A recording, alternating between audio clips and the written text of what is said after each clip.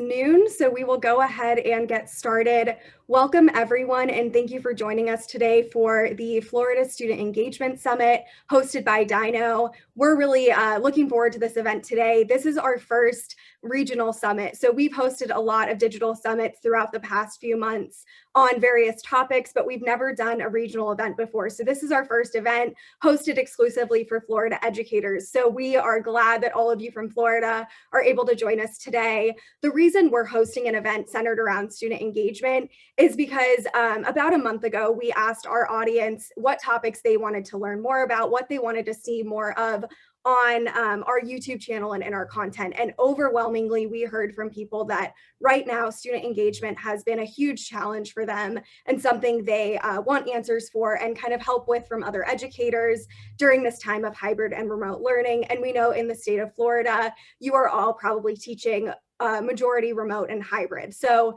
today we've brought in two wonderful educators from Florida, Katie Bond and Deborah Jacoby, who will be answering those questions and having a discussion with us on student engagement and how you can really increase student engagement and engage students during this time of remote and hybrid learning. So welcome. Before we jump in, I'm going to just outline a few things to let you all know where you can engage with Dyknow and learn from us following this event or in the future. So we produce a ton of content with educators from all over the country. We're consistently having conversations about student engagement, educational technology, and technology integration. So you can find all of that on the Tackling Tech podcast, where we have weekly conversations with educators about how they're using technology in their classrooms. On our EdTech blog, which we post on daily, you can find articles about technology integration, student engagement, all the different topics. We're posting a diverse variety of topics on there to help you out in your classrooms and in your schools and districts. We also have our Tech Coach Corner YouTube series, which I host, and I have shorter conversations with educators about topics that they've talked about on our podcast and give you a really quick digestible bit of information that you can implement in your school, classroom, or district. And last but not least, we have our Tech Coach Corner event series, which you are attending today. You're attending a Tech Coach Con event, and we host these digital events, like I said, throughout the year. So we will be hosting another event coming up in December, and that will be a national event focused on student engagement. So if you enjoy today's event, please, I encourage you to join our event in December. We'll be announcing it later next week, and we'll have a new panel of educators to talk about student engagement on a larger scale. I also wanted to let everyone attending know about a really exciting new content offering that we just released earlier this week, and this is called the Dino Digest. So this is a weekly product series focused on the Dyknow product and how you can use the Dyknow product better and in more creative ways in your classroom. So we've taken questions and ideas from educators who are actively using Dyknow in their classrooms, and we're answering questions on how to go outside of just the device monitoring aspect of Dyknow, use Dyknow for student engagement and different creative ways to use our product. So the first episode of that launched on Monday, and that was on using Dyknow for student engagement. Our second episode will launch next week, and it will be on Dyknow for blended learning. So if you're interested in learning more about the Dyknow product, if you want to learn how to use the Dyknow product in more engaging ways, go ahead and check out the Dino Digest and also go to our website if you're not familiar what Dyknow does, and we'll be happy to help you out there and give you some more information. So I think that's all I have to plug. Let's get into the specifics of today's event. So today, this is going to be a 45-minute event. The entire live stream is being recorded. So we are going to make that recording available to everyone who's attending today, as well as anyone who registered for the event but maybe wasn't able to attend live. So you'll get that recording following the event on Monday, and then you'll also receive a certificate of attendance if you attended live, and if you registered and couldn't attend, you'll receive a certificate of attendance that you can submit to your PD department or whoever gets those for 45 minutes of PD credit. And then last but not least, we will be having the Q&A open in Zoom today. So I encourage everyone, if you have questions throughout our conversation, or if you have questions in general on student engagement, please submit those questions there. We're going to designate about 10 to 15 minutes at the end of this event to answer any questions that you have and dive into that live Q&A. So really encourage you to use that, especially since we don't have the chat on in Zoom today. And Katie and Deborah will be able to answer your questions, as well as myself if you have any questions for the Dyknow team. So today's event, we have, like I said, Deborah Jacoby and Katie Bond with us. Deborah is a middle school computer science and EdTech coach at Pinecrest School in Florida, and Katie is a digital learning specialist at Martin County School District. So we've worked with them both in the past. I'm super excited to have them on today, and I wanted to give everyone just an overview of the topics we'll be discussing. So we're going to kind of start off talking about the challenges of student engagement during this time, go into a little bit student engagement, tactics and suggestions in virtual and hybrid environments. We're going to talk a bit about collaboration with parents and other faculty members during this time. Then we're going to go into assessment in the virtual and hybrid environment. And then we will end with technology tools and tactics that are working for student engagement, because technology has become so prevalent during this time. So Katie, Deborah, I think we're ready to jump into our discussion. I'm going to stop sharing my screen, encourage you both to turn on your video and unmute yourselves.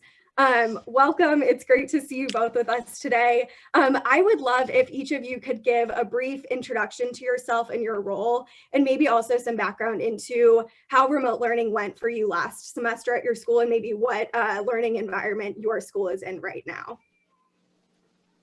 So Deborah, do you want to start us off? Sure. Actually, just one correction. I teach in the elementary division, not middle school.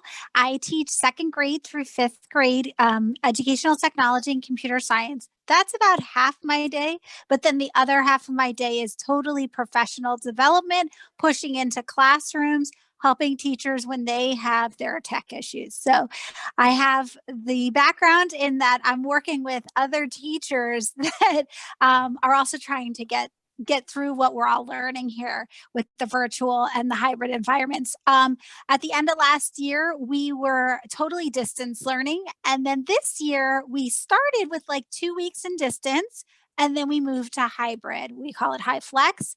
And so we have, I'd say most of my classes, I have usually about 10 to 15 students live, but it could also be 5 to 10 students at home. So we're really working through and learning about how to best teach when there's people in multiple places. We actually have some classrooms, because of the size of the student, that are in 2 classrooms. So 2 classrooms plus our homies. So I'm Katie Bond, Digital Learning Specialist at Martin County School District. And what that means is that I help teachers integrate technology in the classroom. And that could look like a variety of different things, such as we do a lot of one-to-one coaching. We do a lot of whole group PD or small group PD. And we also just help them tackle the technology piece and make sure it's working correctly. And so last spring, we jumped right into full virtual learning for all students, a lot of asynchronous learning, just to get through to the end of the school year last year. And then when at the start of this school year, because Florida required, as we know, everyone to offer 5 days a week in person for students, we shifted to a hybrid model where we have teachers teaching kids in the classroom while simultaneously Zooming with kids that are at home, primarily to allow for the flexibility that if we have a student or group of students that needs to quarantine, we don't have to drastically change what that student's doing. They can move in and out as they need, because they're getting the same from this teacher, same class, same course, same schedule all day. Wonderful. Well, I thank you both. Thank you for sharing that background. And I think having worked both in the remote environment last semester and kind of the hybrid on both of your parts this semester, I'm looking forward to the challenges you've noticed and also some of the good tactics and strategies. So I think first I'd love to know, what are the biggest challenges or pains that teachers have expressed with student engagement, both maybe last semester with remote learning, and then different challenges or new challenges that have come about with the hybrid environment this semester. Katie, do you want to start us off with that one? Sure. So that's the most common concern that we hear from teachers, for sure, is just engagement in general. When it was just asynchronous learning, it was difficult to make connections with those kids. If you had a kid that seemed to not be keeping up with their work, it's hard to get that connection. It could be a number of different reasons. And that still kind of continues now for the kids that are at home, that are staying at home 5 days a week. our teachers have it's harder to, you can't have that one-on-one conversation real quick before they leave the room or whatever it is. So it's definitely more challenging just to connect to the student, both for instruction purposes and for support purposes and for communication purposes. But even still, having both people in the classroom and at home at the same time, all of our teachers, it can be a struggle to connect to both at the same time. It seems like they oftentimes find themselves doing one or the other and then just switching over to the other one and saying, okay, you guys do this while I do this other thing. It's hard for them to get all of them doing the same thing at the same time and supporting all of them simultaneously. It's just challenging. It's two groups of students at the same time. And we're adapting and learning and growing from it, but that's the biggest piece, is just keeping all the kids engaged all at the same time and connecting with the ones at home, for sure. Even the kids in person still, because everyone's wearing masks all the time.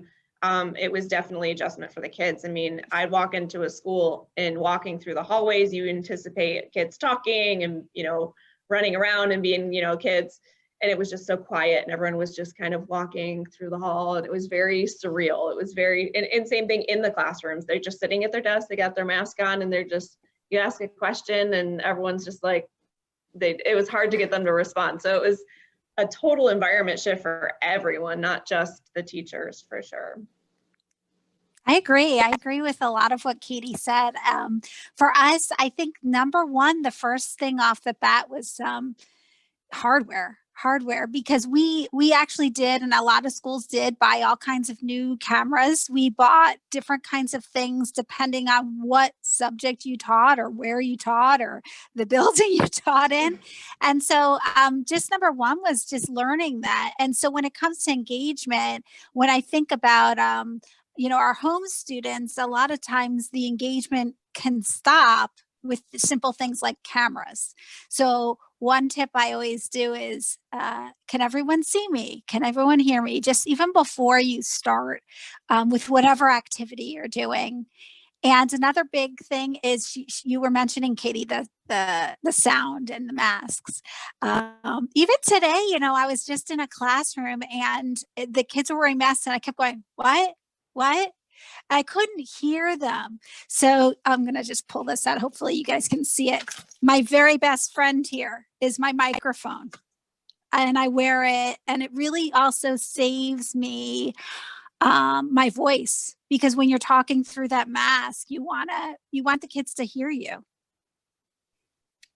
Definitely. I think those are some challenges that we've heard as well. And I think talking about the hybrid environment, and Katie, you mentioned this, the engaging students who are both in the classroom and at home, and kind of balancing that and making sure that students at home can engage with students in the classroom. So I'd love to first talk about maybe some of the tactics that you found that work for teachers in your school, or what teachers are doing to really engage students and balance that in the hybrid environment. Maybe some strategies that have worked for engaging in the classroom and then balancing as well. Yeah, so it's definitely tough. At first, we really had a lot of teachers try out some breakout rooms where the kids could go separately, and we'd have a kid in the room with a kid at home, so that you'd have both and try to incorporate them. But the kids did not really like talking to each other on Zoom. So some had okay issues with it, but some it was like they just won't talk to each other. They'll FaceTime with each other all day, but they don't want to talk on Zoom. So some teachers just completely said, okay, that's not going to work. So we tried more strategies that our students tend to be more comfortable with, which is like there's so many digital tools to leverage to get them to engage with each other, things where they're typing their responses instead of speaking live, and recording their responses where they can review it, restart and redo it if they need to. And they were much more comfortable, I think we're seeing, with things like Flipgrid is great to record themselves talking, because they can look at it and go, okay, I'm okay with that response, and they can post it before, instead of like in front of the whole class talking feels very stressful for them. So we've been trying to help teachers with those types of strategies of, if they're all typing on different slides at the same time, or using tools like Padlet or something like that, or Jamboard, or like there's all these different tools where kids can all be writing their responses. It feels like texting a response as opposed to, again, talking in front of the whole class. So we've been trying to leverage some of those strategies to help kids feel less anxious about responding and more likely to engage. And then you get to see the teacher benefits because you get to see or hear everyone's response at the same time as opposed to one person at a time. So those are some of the strategies we've been incorporating. I agree. I think what Katie kind of hit it with the collaboration. The more you can get the students to collaborate with each other, and some interesting things that I've seen going on are things like the use of revision history. So in the past, I think a lot of people were thinking about revision history in terms of, okay, who deleted my work? But it doesn't have to be like that anymore. It could be now who contributed what.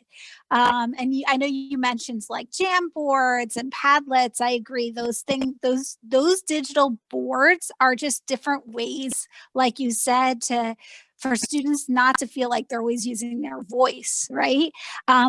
Breakout rooms, one strategy I've seen because is how do you kind of hold the students accountable for when they're talking with someone else, and depending on the age and stage, like how are you so I've seen online so many people are now using these templates where you can kind of either the teacher's monitoring the different rooms that way, also mystery pop-ins. You never know when the adult is showing up. So I think that for me, a lot of this goes back to planning. And I know we're all in the midst of doing a lot of planning because we're doing so many things different. But if you do take that time to set those guidelines for the behavior or what needs to get accomplished during any kinds of collaboration, I think that'll go a long way. I love that thought of like having a template for their conversation maybe, or giving them prompts or some way to check off that they're doing what they're supposed to. You know, we always talk about with new technology for both teacher and student, don't use it to teach content and a new platform at the same time. If you're using a new platform, try it with something easy, like something more, you know, casual conversation type, maybe some social emotional learning where the kids can talk about themselves, that type of thing. So that there's not learning of content and product at the same time. So I love that idea for breakout rooms. I wrote that down as a note because I love that. Thank you. I call it the frame of reference.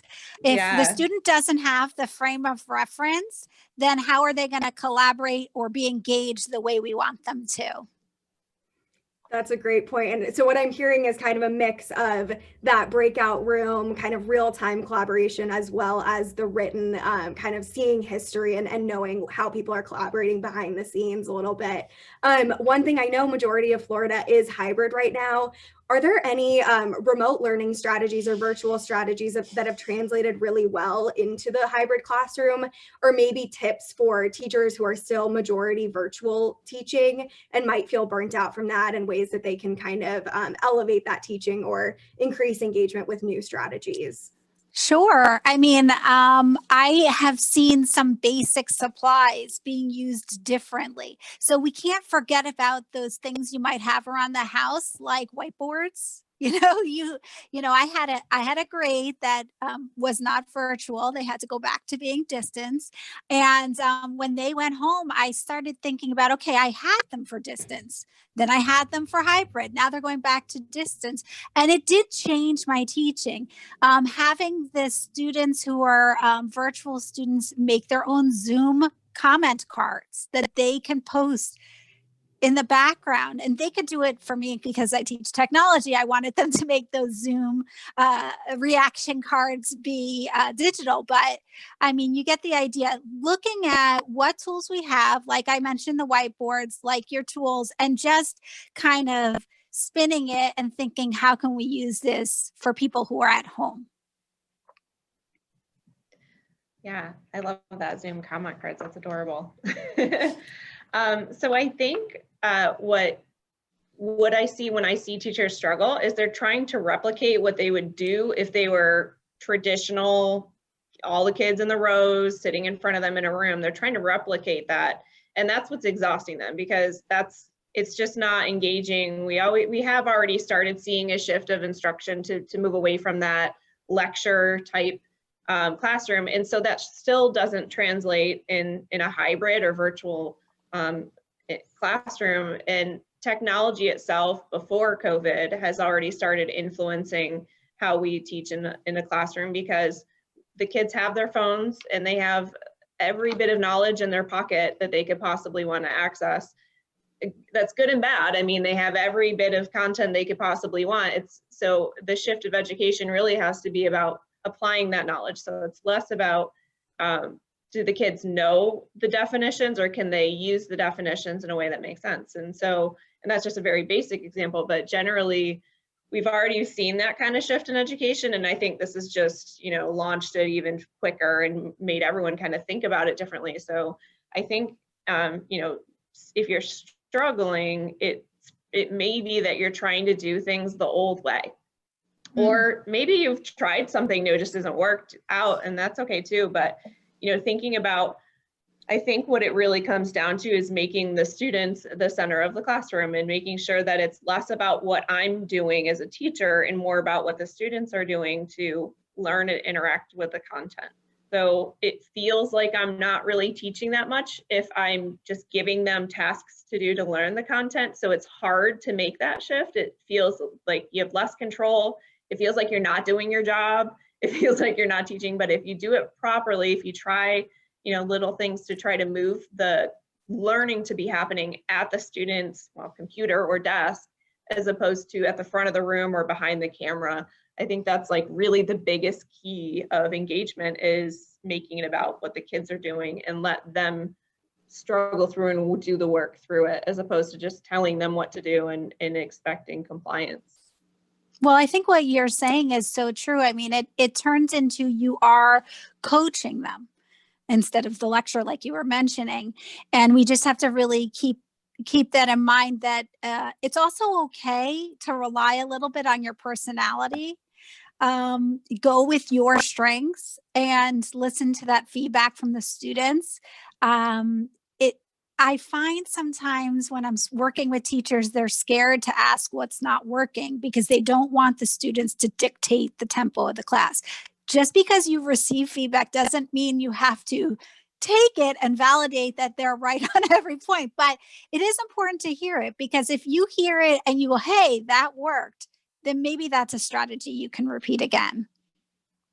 Those are great tips. I think we've heard so much in our conversations, especially a lot of conversations gearing more toward that student-centered instruction and strategies like SEL and choice boards, and really giving students that agency over what they're learning and how they're learning it. I think that bridges really well into kind of the next topic I wanted to touch on, which is student assessment. I know that hybrid learning and virtual learning has really changed both how we assess and how we assess in kind of the mechanical way, but also how we assess in what we're actually wanting to know about what students are learning. So I would love to hear from both of you, maybe how assessment has shifted since remote and hybrid learning has come into play, and then also strategies that are working for assessment and kind of bringing assessment to the next level.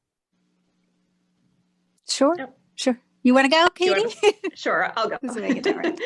Sure. So it definitely changed. I think that any teacher that's trying to do the same kinds of tests in a digital format, it doesn't work great for a number of reasons. So just because if you have kids at home, the reality is they're cheating. To say it like that, but a lot of kids are cheating. But they're looking up answers, and so I think it's again shifting that traditional lesson and assessment, and it has to be less about recalling of knowledge and less about defining the vocabulary word, again using that example, and more about can they apply it, because simple multiple choice of what's the definition of this, they're going to look it up. And to be frank, I feel like we should be expecting them to look it up, and I think the teachers have started to either they're finding incredible ways to monitor their students taking assessment, and it's a lot of management piece, or they've shifted how they're assessing. And so I think like moving towards the application process, application of knowledge can be a number of different things. It still could be a paper, pencil, or written or multiple choice test if you're really good at writing questions like that, or it could be more of like a portfolio type thing or a project type thing where the kids are building their knowledge up to a culminating project type thing at the end. There's so many tools available for us to do that, but it's really not just about the tool, it's about how we're asking kids to use it. So it could just be a Google slide, but having the expectation that they're applying their knowledge in ways that they're really having to think about it and not just, throwing up a couple slides with cute pictures on it. I think that could be a great assessment. I've even talked to teachers that are using things like Flipgrid or Screencastify, having their kids present their information in video form because they can hear what their kids are thinking is. And that's such a great assessment, both formative and summative, to know what your kids know, especially when you're not sitting in front of them in the classroom every day, because you don't get to have those conversations or hear their thinking if they're working together in groups that you used to be able to do. And so that was like a smattering of things that I said there, but like moving away from those traditional like multiple choice questions as your summative assessment, it doesn't really work in this environment, I don't think. You touched on so many things that I'm also thinking about. So don't worry that it was a smattering. One of the things you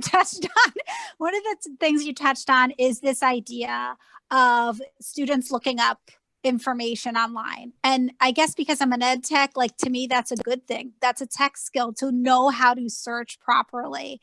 And so I think you're right, shifting your focus to not do you have the skill memorized, but can you find the information when you need it? That is valid. And then just the other things that you were mentioning, you mentioned so many tools, but Tara knows that earlier I did a Dyknow where I had mentioned menu choices just kind of like in passing.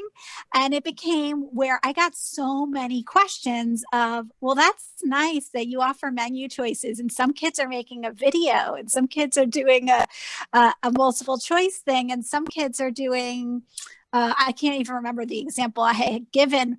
But then the question that got flipped to me was, well, how are you assessing all that? Like, how are these students who are having all these choices, how are you making sure that it's quality and that you're not being unfair to one and fair to another? And my answer to that is it's in your grading rubric. So that's in your design. So again, this goes back to planning. And if you find a rubric, you can find rubrics or design rubrics that will apply to all of those. I'm just trying to think of like a random skill, but let's say you are trying to assess the students on their grammar of nouns. You could say list 3 sentences with nouns. And yeah, so students can do that in a video, in a slideshow, in a pencil and paper assessment. And then however you've marked it from 1 to 5 or however you've created that rubric. So you can make generic rubrics that will fit that quality control that you're looking for. Yeah, and I think that really hits on the point that you're grading the standard. You're not grading the glitter on the poster, and you're not grading the sound effects of their video. You're grading the standard. So are they showing knowledge of the standard? Because that's still what your assessment's about, no matter what kind of assessment you have. Yeah. Yeah, I think those are great ideas. Deborah, you did mention that in one of our previous events, and I know it was really well received by people. I think one thing too that we've heard from a lot of Dyknow customers is with the kind of assessment piece, yes, they are still using Dyknow to kind of block certain sites during those testing and quizzing periods to make sure that there is that accountability with students not looking up the answers. But I agree, I think that is a huge part of assessment. And I think what we've heard too is teachers gearing more towards that short little formative assessment that captures where students' understanding is and how they're understanding information, sharing out a quick poll to make sure students are understanding the information, but not necessarily using quizzes as that big piece of assessment for students, and gearing more towards that choice that really goes towards students' different learning styles and giving them more autonomy with how they're actually sharing what they're learning. So I think the next question I wanted to dive into, this was one that we got from an educator, and they were asking, I think this is a huge topic that has come up during remote learning, but with both remote and hybrid learning, parents have gotten such a larger role in the learning process and the student engagement process. And I think with the hybrid learning having, half of a class or more at home, what are some strategies or collaboration methods that your schools have come up with to really engage parents and help them engage their students in the hybrid or remote environment to take that engagement at home to the next level? You can go first. Sorry about that. So something that we had already been doing kind of at our school, and so maybe we aren't getting those kinds of questions just where I work, but it really, really helpful is to be posting those extension activities. And if you're using a specific curriculum or a specific site, a lot of times there's extension activities already available to you. You can just modify them to what you want your families to see. So putting those extension activities in a way for where families can find them, that way when you do get that email that says, hi, my students learning XYZ, I really think they can do more, or they need the repetition, whichever way the question goes, you can point them right into, oh, we have that already here available in our extension activities. I think the other way to really get your families involved is providing some sort of, I'm going to call it a weekly wow, but whether it's pictures, and I know that sounds strange, to providing pictures of online learning, but maybe you can get a couple of screen captures of those amazing Zoom moments or Google Hangout moments, whatever it is you're using. Because if you show the weekly wows, it feels like you are engaged in the class. It feels like they are part of the classroom. And it doesn't have to be weekly, maybe every other week, but I just think showing your families, your parents, how they can be a part of it. I know we're really looking seriously too to how do we start bringing back in those guest speakers? How do you start now that we have this down? Right? How can we start saying, okay, parents, we want to go back to like those career things. Who's interested? We'll send you a link. Yeah, I love that thought of having the parents come in as guest speakers. That obviously would make them feel really, really involved. As a district, we just started a parent university program. We had one night. And it's just district wide, and we have presenters from the technology team, from the instructional team, to just give parents like, here's what you need to know. If you feel like you need help, here's where to go, that type of thing.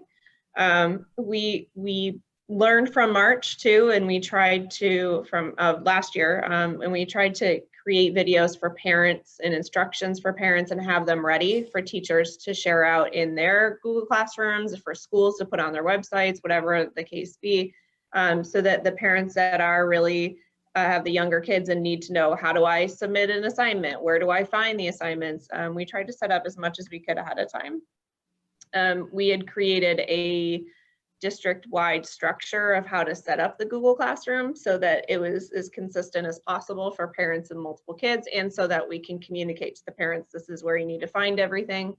And so those were like the big steps we took to try to support parents. We had our technology team setting up hours for them to come in if the laptop's not working. We moved to full one-to-one this year, so we had to have a lot of places for parents to bring in the laptop if it wasn't working, or get help that way.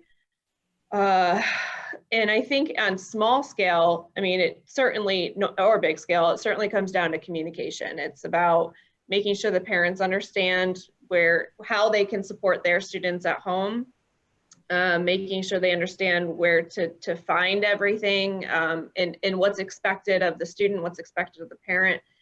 Small scale, I hear of teachers that really involve the parents, their elementary teachers, that they have constant communication with those parents and saying like, what worked well this week? What didn't work well this week? Did I give too much work? Did I give too little work? How can I help support your students further? And so those teachers are growing the fastest because they're getting that immediate feedback. They're doing it on a regular basis from those parents that are sitting there helping their kids at home. to find out like, what do I need to work on? What do I need to make better? And it also makes the parents feel more comfortable too, because they're both a part of the process. They have a voice in the process, and it's making everything better. It's making the parents understand things better. It's making the teacher adjust their instruction to meet the needs. Because I mean, it's totally fine as a teacher to say, I'm new to this virtual or hybrid learning. I need your help because I don't know what it feels like on your side. I need your help. Let's make this a community thing. And I think it spills into the kids for sure. If the kids feel like they have a voice in that and say like, whoa, that's like, I did homework for way too long last night or whatever, you know, whatever the case is. I think that community that's piece valid though. Yeah. That's so valid to admit that's good modeling for us as adults to say, hey, I don't know how to do this. Can you make me better too? Yeah. I think it's tough. Go ahead. Sorry. I think it's tough for teachers because it makes them feel really vulnerable.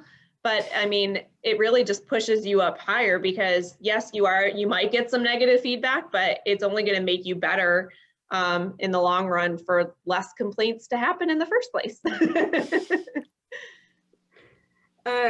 I think giving both parents and students that voice and kind of having that part in the process, since it is at home now a lot, is super important. So I think kind of the last section of this discussion before we jump into some Q&A, I wanted to talk a little bit about technology tools and tactics. I know that this time of distance learning and hybrid learning has amplified the amount of technology, both physical technology, like Katie, you mentioned you are fully one-to-one now, but also the technology tools that are being used in the classroom. So I would love to know maybe what are the top technology tools that your teachers are using that are really helping them champion this time of hybrid learning, or maybe different ways that they're using these tools that they wouldn't have used them before in a fully in-person classroom or during a fully hybrid, fully remote time.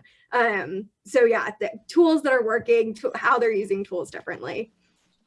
I guess I'll go first. Okay. Is that okay?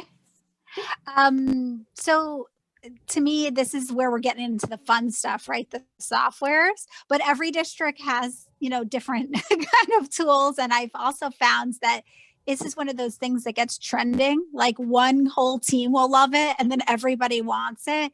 So our biggest thing, and I know that there's paid and free subscriptions to this, has been Seesaw, right? We can communicate very, very easily, get our work to where it needs to go, especially if you have littles, right? The Google can get hard. So that's one tool. But what's been really, really popular the last 2 weeks is Pear Deck. Wow, Pear Deck has been because Pear Deck now has all these tools. It's no longer just making things, but there's so much interactivity that you can put things on self-paced. You can put things on, doing it as a whole class. So that's great for giving the teachers also different options. And then the other request I'm getting a lot of, I'm processing a whole bunch right now, is Breakout EDU. A lot of people have now flipped Breakout EDU to being able to do this with any of the students who are doing distance learning. So those are the top 3 for me right now. There's plenty of them, but those are the top 3. Yeah, we purchased Nearpod as a district, and Nearpod is like Pear Deck, where it has the slides, but it also has the interactive pieces and it has formative assessment built right into it. So that's one of my favorites. I've been really talking to a lot of teachers about that Flipgrid, because we have the little kids that don't know how to spell or type or whatever. They can just record themselves. That's a lot easier. And then it can be used in such deep and interesting ways for teachers. It's very versatile. So we've been doing a lot of that. I think too, even though there are some great tools and you could learn a million of them and use them all, I think one of the things we do focus on is saying things like, it's not about the tool, it's about how you're using it. You could use a Google form to get a very baseline knowledge of, do they know something really simple? Or you could use it in a way where it has modified paths based on your answer. So there's a lot of things that could be done that can change the technology from very low substitution of what would be done on paper to very transformative ways in which the technology completely changes everything about the lesson. And so even though we can say like, these are great tools and it's good to know what these tools are, I've seen people using Google Slides in ways that are totally amazing. I've Yeah. seen some Google Slides things that I didn't even think to do. Really, really Google creative. Slides is great. I mean, it's you could do a lot of, it's not just about presentations like a PowerPoint where you're standing in front of the kids and reading off the slides. It can be so much more than that. So we've had teachers use, a lot of teachers using a digital notebook in Google Slides, just pulling a template off. There's tons of free stuff out there, getting a really pretty template and it has little tabs. And so that's something that we're seeing just, you know, the same old tools, but used in new and exciting ways to get those kids, you know, in the middle of the learning. One thing that I'm noticing though, when we're selecting tools, and you reminded me, is that when you're talking about engagement, a classroom teacher or any kind of teacher really, ask yourself, when you're giving this assignment, who's it going to be easier for? You as the teacher or the student? And we want our students to be engaged. So while you can do something with one tool, think about, again, that age and stage of the student. And if the student can do it, I love that 3 clicks or less. If the student can do it with 3 clicks or less, you're going to get more participation. You're going to get more interest in your lesson. So I think that's also really important when you're thinking about technology engagement tools. Yeah, I think you mentioned Google Slides, and I know we've had so many conversations with people who have mentioned Slides Mania and how there are those great templates out there. Katie, you also mentioned, you know, the same old tools, but they being used in new and engaging ways. And I'll just share a little nugget specifically on Dyknow. So we've heard, you know, Dyknow from a baseline is a student device monitoring tool, and that is geared more towards an in-person classroom when students are all together. But we've heard so much from customers during this time that the monitoring, starting a monitoring session and seeing all student thumbnails in one place, even if students aren't all in the classroom together, really helps them visualize where all students are, even if some are at home and some are still in the classroom, and having that ability to still, you know, view what students are doing if they're working in groups, making sure they're where they need to be, engaging with them by sending messages. And so we've heard a ton that teachers are using Dyknow in new and engaging ways because of this situation that they're now in. So it's great to hear stories like that. And I'm sure the people at, you know, Flipgrid, Seesaw, they're hearing similar stories with their own technology tools. So thank you both for sharing insight into that. Katie, I know we have one question in the Q&A from you. Julia asked, she might have missed this, but was the Martin County Parent University Night in person or virtual, and was it a one-time event? So it was at night. It was virtual. They did it over Zoom. They did one already, and they're doing another one, I think, meant to be replicating and possibly diving deeper into it. I don't have much more information just because I wasn't on that team of the parent university. But yeah, they did it virtually, so all parents could join, you know, from the comfort of their home, which I think helps increase the amount of people coming, because it's really hard to have to show up to a place, and then obviously the health concerns of going into a public place and sitting in a room. But I think, you know, not having to worry about figuring out what the kids are going to do and driving and all of that certainly helps increase participation. Definitely, that's helpful to know. Well, thank you both. I think this has been a great discussion just on student engagement in general, hybrid and remote. I would love just to close this out, since we don't have any more. Oh, we might have one more in the Q&A. Oh, Julia, Katie has. Did you see that? Okay. So yeah, sorry. So I'd love just to close this out before I let you both go. One piece of advice that you would have for teachers who might be struggling during this time, or kind of feel like they've been in this remote hybrid for so long and getting burnt out, what would be one piece of advice that you have for them to keep going and that they're going to engage students and it's going to be okay? Go ahead, you first. Okay.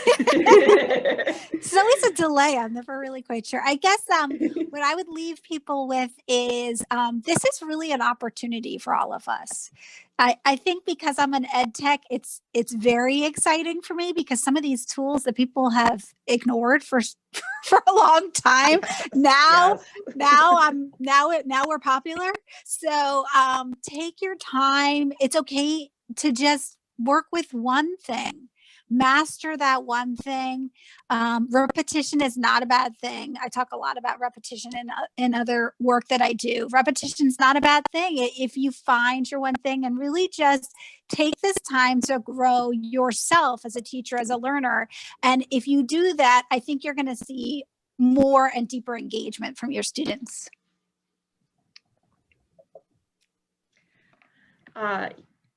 Sorry, I got distracted because I was writing down that. Okay. So sorry, give me the question again. Distracted. Piece of advice Yes, for teachers. Yes, for sure. Take one thing at a time. And if you're new to a product, give it a chance, because when you first start using a product, you're going to be using it probably at a relatively basic level, but go deeper, because if it seems like it really wasn't that exciting to use it, it might be that you need to just learn how to use it better, because it does take, getting used to any platform, any device, anything, software. You have to get used to using it before you can really dive deep into it. And I always try to encourage teachers to take what they plan to do and try to find a way to make it less about them and more about what the students are doing. Just throwing in another thing in there, like the 4 C's, the communication, collaboration, critical thinking, creativity. Like, what are the students doing to use those 4 C's, as opposed to what are you doing to get them there? So, you can just use those same tools that you're used to using and find a way to deepen that technology use to make it more about student-centered learning and less about teacher-centered learning. Is a great way to just keep on going, stick with what you know, and just find ways to make it better. Both fantastic pieces of advice. Thank you both for being with us today. As I mentioned at the beginning, everyone who's attending will receive the recording following this event on Monday, as well as a certificate of attendance. And Katie and Deborah, I hope you have a great weekend. I wish you all the best with your hybrid environments. And I know we have podcast episodes coming out with both of you soon. So looking forward to those. But thank you both again for being with us today and sharing your great insight. Thanks for having me. Thank you.